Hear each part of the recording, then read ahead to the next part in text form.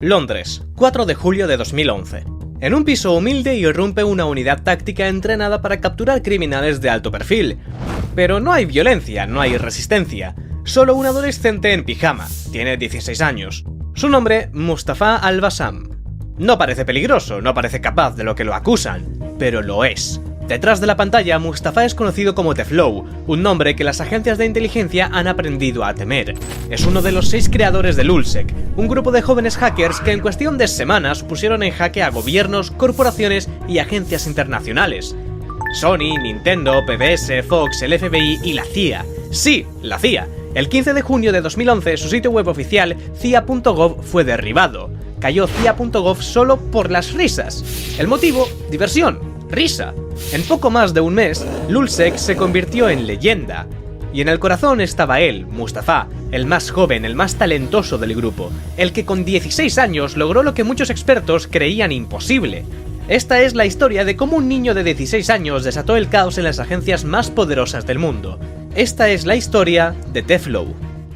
Mustafa nació en 1995 en Bagdad, Irak. Cuando tenía 6 años, él y su familia emigraron a Reino Unido, al sureste de Londres. Con 8 años, su padre le regaló un ordenador. Mustafa comenzó a pasar horas jugando a videojuegos como cualquier otro niño. Pero este interés pronto daría un giro radical. Mustafa comenzó a preguntarse cómo funcionaban realmente los ordenadores, así que empezó a aprender sobre algoritmos, códigos, análisis de datos, incluso comenzó a construir sus propios sitios web utilizando Microsoft FrontPage, un programa que te permitía escribir tus propios códigos y publicarlos en internet.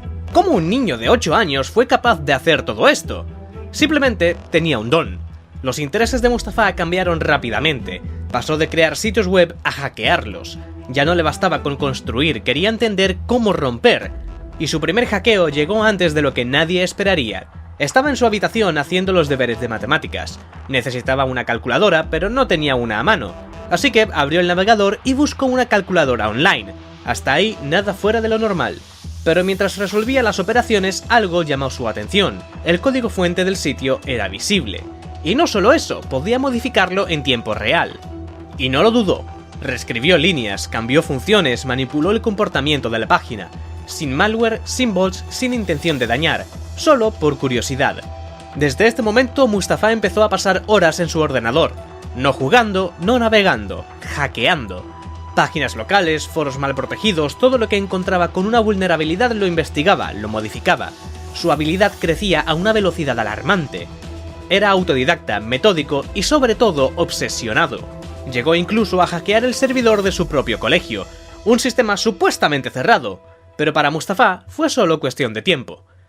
Una vez dentro, no solo accedió a información académica, sino a documentos internos, nóminas, salarios, datos administrativos, información privada de profesores, directivos, todo.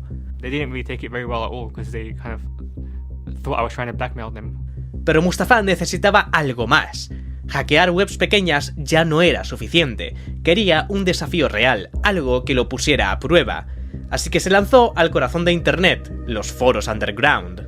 Comunidades secretas, salas de chat cifradas, lugares donde los hackers reales compartían herramientas, exploits y secretos.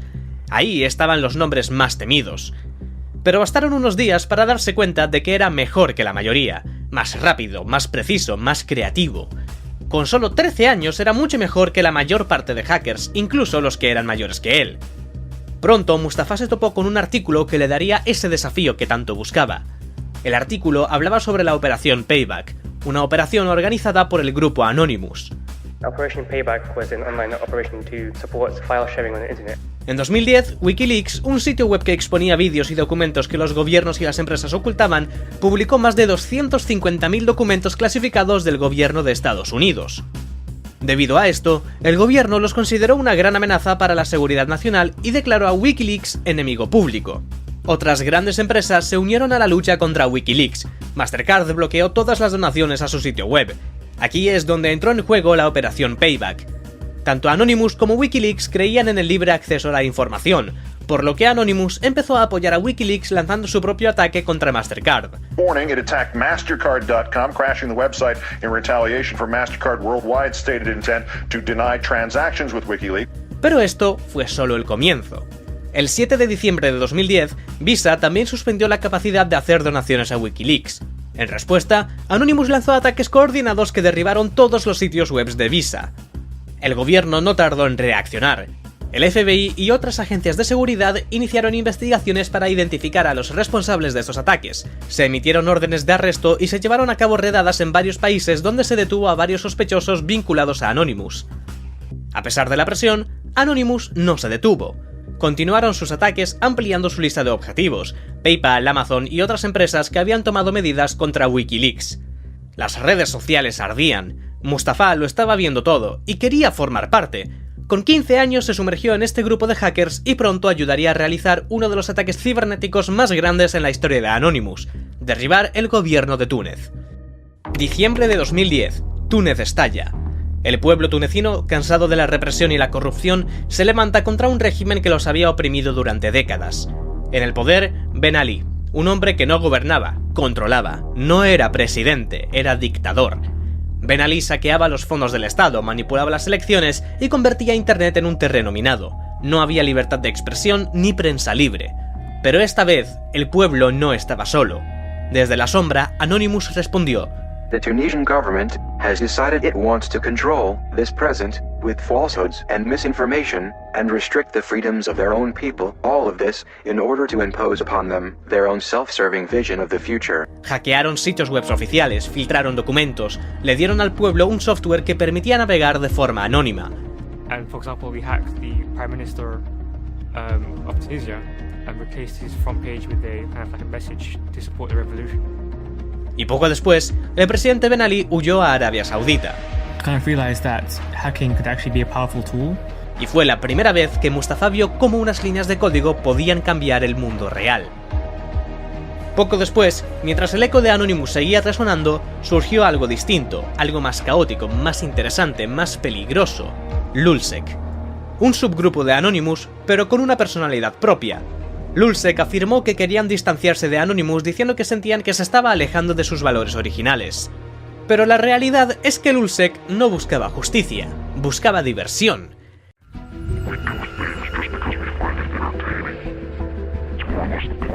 Querían ir más allá, romper las reglas, reírse del sistema, atacar por el simple placer de hacerlo, por las risas.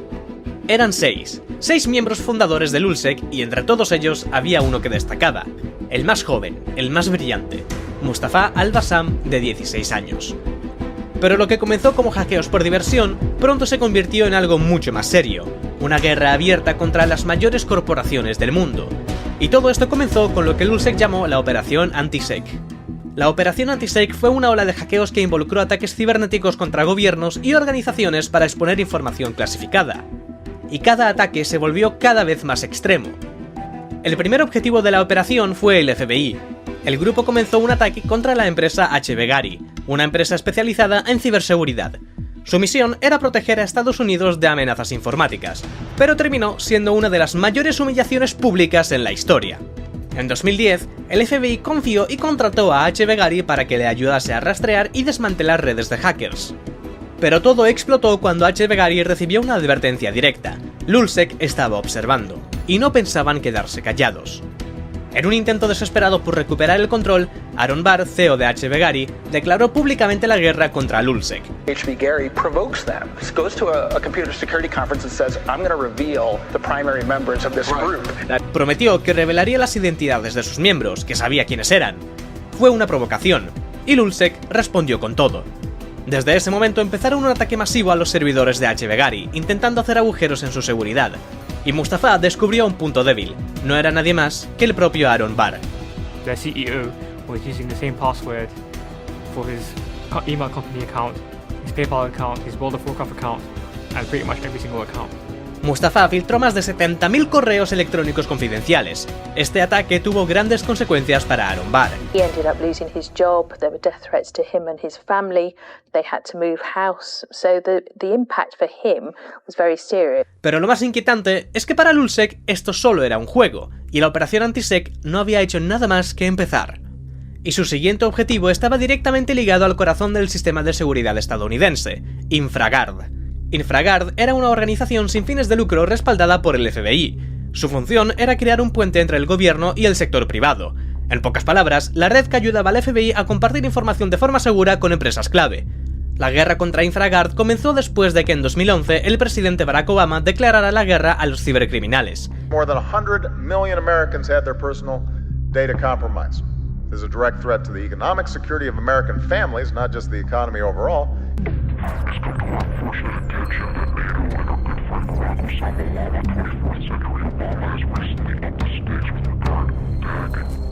Pero el gobierno respondió. Lulzsec fue marcado como uno de los principales grupos en guerra, y el gobierno estaba decidido a acabar con ellos. El FBI se tomó muy en serio esta guerra, pero Lulzsec, por el contrario, respondió con bromas.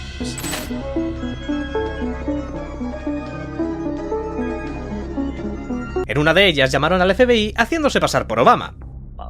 Yes, hello, who am I speaking with? This is the FBI. We have a very serious issue here, a self-replicating flame botnet. Pero desde este momento, el juego se volvió serio. Hackearon el sitio web de InfraGard, y no solo lo tumbaron, dejaron un mensaje dentro. Dejadlo fluir, estúpidos acorazados del FBI.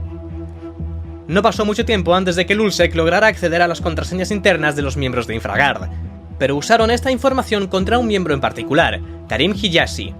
Karim era un hacker de sombrero blanco, lo que significaba que las empresas le permitían hackear sus sitios para probar su seguridad. Karim usó sus habilidades de hacking para recopilar datos legalmente tanto para InfraGard como para el FBI, lo que lo convirtió en una mina de oro para Lulzsec. Automáticamente amenazaron a Karim con filtrar toda su información a menos que pagara o les entregase información, pero Karim no cedió, en cambio los expuso públicamente. Sin embargo, esta declaración no fue suficiente para alejarlos, sino que los provocó y los dirigió hacia su presa más ambiciosa, la CIA. Comenzaron lanzando un ataque de denegación de servicio al sitio web de la CIA. Este tipo de ataque se denomina DDoS. Básicamente lo que Lulzsec hizo fue inundar un sitio web con tantas solicitudes, tantos visitantes falsos, que el sitio simplemente no puede hacer frente a tantas demandas de servicio y se cae. Pero no solo se desconectó la web, todas las bases de datos internas de la CIA también cayeron. Las noticias se expandieron y esto fue una vergüenza pública para el gobierno de Estados Unidos. Después de 4 horas de caos, Lulzsec publicó un tuit: cayó CIA.gov solo por las risas. Mustafa, con solo 16 años, logró hackear una de las webs más seguras e impenetrables del mundo. Pero lo que nadie sabía era que había un traidor entre ellos. Héctor Xavier Monsegur, más conocido como Sabu. Sabu era uno de los 6 miembros fundadores, y tuvo una historia parecida a la de Mustafa. Nació en Puerto Rico cuando su padre tenía solo 16 años. Poco después se mudaron a Nueva York en busca de una vida mejor. Pero por la falta de dinero, Héctor empezó a hackear bancos y empresas, hasta que encontró su pasión por Anonymous. Poco después fundó con los otros 5 miembros Lulzsec. Pero todo cambió cuando el FBI tocó su puerta. Sabu fue arrestado y el FBI le dio un ultimátum: colaborar con ellos para no ir a la cárcel. En ese momento, Sabu se convirtió en informante del FBI. Su misión principal, recopilar datos y chats de todos los miembros de Lulzsec. So they said, well, we know who you are, we know what you're doing, and we also know you have 2 kids in the house. You make the decision. It wasn't a situation where I identified anybody. I didn't point my fingers at nobody. I did not provide... You're rationalizing this. No, I'm giving you reality. My cooperation entailed logging and providing intelligence. Pero aún así, la decisión de Sabu condujo a la caída de Mustafa al-Bassam. Mientras está jugando a videojuegos en su habitación, Mustafa escucha un golpe en la puerta. Una unidad especial de la policía de Reino Unido. La policía irrumpe en su habitación. And so they came into the bedroom and they searched the whole bedroom. They took any electrical devices. And so I was just sitting there in the bedroom for 2 hours watching them do this. Mustafa fue llevado a un interrogatorio acusado de 84 delitos. El interrogatorio policial duró horas, pero Mustafa no habló. Every question they would ask, I would say no comment. Después de 24 horas, la policía se vio obligada a dejarlo ir. They were supposed to arrest me 80 times, but they only finished arresting me about 40 times because they could only keep me in custody for 24 hours. Pero esto no le libraría de todos esos cargos. Mayo de 2013. En el juicio, Mustafa se encuentra por primera vez cara a cara con otros 3 miembros de Lulzsec. Todos terminaron declarándose culpables. Yeah, so we were sentenced. We all pled guilty because the evidence was overwhelming, especially given that there was an informant in the US. Pero no fue tan fácil como parece. La defensa solo pudo revelar una pequeña parte de la información. People anonymous is that they would send them like a link to a news story or something, and they didn't want to say that in the actual court case if they reveal how they caught me. That's like a matter of national security because they're revealing the spy techniques. Como resultado, Mustafa solo fue acusado de 2 cargos de los 84 a los que se enfrentaba. Mustafa al-Bassam recibió una sentencia suspendida de 20 meses por 320 horas de trabajo comunitario. Mustafa al-Bassam, the youngest of the hackers, was given a 20-month suspended sentence for 2 years, plus 300 hours of community work. Terminó cumpliendo sus 320 horas de servicio trabajando en una tienda de ropa sin fines de lucro que vendía ropa para personas sordas y ciegas. Como parte de su sentencia, Mustafa quedó bajo estrictas condiciones legales. A partir de ese momento, cada vez que quisiera comprar o deshacerse de un ordenador tendría que informar a la policía, y tampoco podría borrar el historial de navegación en ningún momento. In a statement released on its Twitter account, it said, "Our crew of 6 wishes you a happy 2011. So with those last thoughts, it's time to say bon voyage." Y con esto, el grupo de Lulzsec llegó a su fin. Pero, ¿dónde está ahora Mustafa? Después de su arresto, Mustafa obtuvo un doctorado en la Universidad de Londres y en 2021 fundó su propia empresa, Celestial Labs, que utilizaba tecnología blockchain para brindar seguridad web, e incluso consiguió un lugar en la lista de Forbes de los 30 principales emprendedores tecnológicos menores de 30 años. Mustafa ahora asesora a empresas y gobiernos sobre cómo fortalecer su ciberseguridad. Hoy es considerado multimillonario con un patrimonio neto de 5 a 10 millones de dólares. Pero al final, ¿Mustafa fue un héroe o un villano? Este canal es nuevo y la idea es traer más historias así todas las semanas, así que si te gusta este tipo de contenido, suscríbete.